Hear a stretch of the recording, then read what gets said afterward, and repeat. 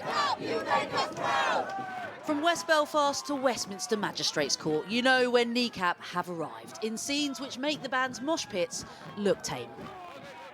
The Kneecap rapper Mo Chara found himself centre stage, charged with a terrorism offence, accused of displaying a flag in support of Hezbollah, a proscribed terrorist organisation, at a gig last year, something he denies. Usually found giving the middle finger to the British establishment. Get your bread set, get your bread set. We're on a mad one. To their fans, Kneecap are the rowdy voice of republicanism and rave culture. Nah. Today, Mo Chara left the lyrics to his lawyers, only appearing to confirm his name and address before being bailed just in time for Glastonbury, as his bandmate pointed out. For anybody going to Glastonbury, you can see us there.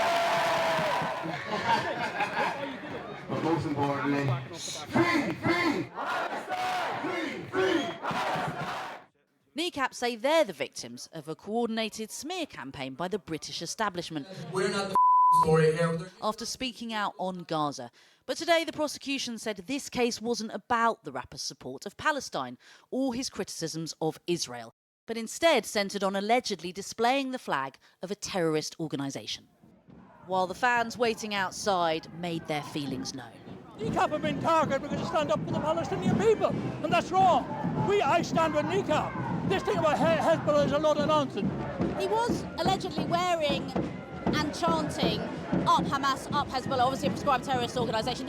I mean, that is a crime, isn't it? There's no getting around that. The flag was thrown on the stage for a start. He didn't come out with it. And we'll give the final word, weirdly, to Paul Weller, a supporter of the band who we spotted outside.